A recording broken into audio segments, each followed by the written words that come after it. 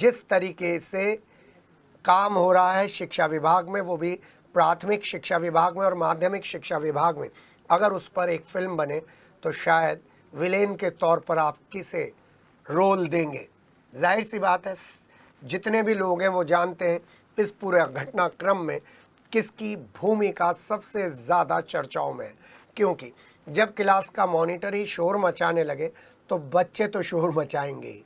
सांकेतिक भाषा में मैं बात कर रहा हूँ, क्योंकि सांकेतिक भाषा तो ये कहती है कि एक पूर्व बीएसए की छाया इस बीएसए डिपार्टमेंट पे पड़ी हुई है, जिसकी वजह से यहाँ के सभी कर्मचारी अपनी मनमर्जी से काम करते हैं। पिछले दिनों तो एक ऐसा सीन बीएसए डिपार्टमेंट में हो गया था कि बीएसए के साथ रहने वाले एक अधिकारी ने आत्महत्या तक की धमकी दे डाली और रात के 8:30 बजे तक ये पूरा कार्यक्रम चला। फिर कुछ दिन पहले एक राज्य मंत्री के फोन करवाने के बाद कुछ लोग डीएम सर से शिकायत करने पहुंचे तो डीएम सर ने साफ तौर पर कहा कि भैया मैं सब लोगों को जानता हूं, सब लोग किस तरीके से प्राथमिक एजुकेशन को लेकर सीरियस नहीं है वो भी जानता हूं। पहले प्राथमिक स्कूलों का स्तर बढ़ाइए, माध्यमिक स्कूलों का स्तर बढ़ाइए, मुझे आदेश मत करिए कि मैं ये करूं मैं वो करूं। जी हाँ, कुछ चीज़ें मैं आपको बता रहा हूं। साथ ही साथ कुछ चेहरे ऐसे हैं जिनके आगे बीएसए आशा चौधरी बेबस है। वो आख्या लेकर आख्या दबा लेती हैं या दबाने का उन पर प्रेशर है, ये तो वही बेहतर बता पाएंगी।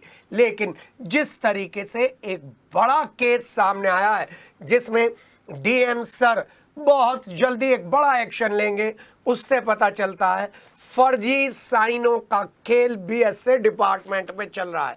और कानपुर से जब यहाँ पर एक फोन आता है तब इस केस का पर्दाफाश होता है और इसमें पता चलता है हर एक के फर्जी साइन थे, हर एक के फर्जी साइन थे। लेकिन सवाल बड़ा है, अगर फर्जी साइन वाले आदेश के ऊपर बच्चे गए और कोई बड़ी दुर्घटना हो जाती तो फिर क्या होता। जैसे ये दुर्घटना हुई है जिसमें 3 बच्चियां भाग गई हैं।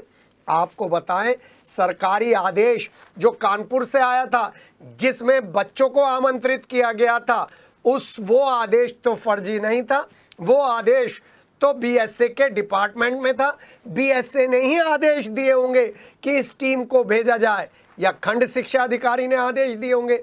उस पर फर्जी साइन करने वाले क्या ये लोग सिर्फ सस्पेंड होंगे, इनके खिलाफ सिर्फ आख्या बनेगी, इनके खिलाफ आख्या को दबा लिया जाएगा और आख्या और जांच रिपोर्ट देने वाले अधिकारी पर प्रेशर बनाकर उससे अपनी आख्या को बदलवाने के लिए प्रेशर बनाया जाएगा। और जब वो ईमानदार अधिकारी आख्या वो ही लिखेगा जो वास्तव में घटित हुआ है, तो क्या सारे लोग एकत्रित होकर दबाव बनाएंगे कि नहीं अपनी आख्या चेंज करें?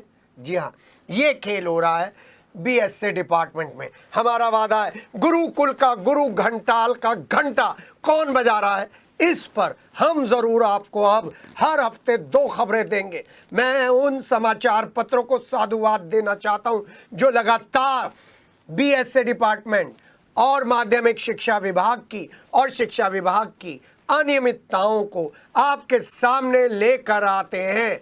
जरूर गुरुकुल के गुरु घंटाल जो हैं वो केवल सरकारी डिपार्टमेंट में नहीं है, प्राइवेट स्कूलों में भी हैं।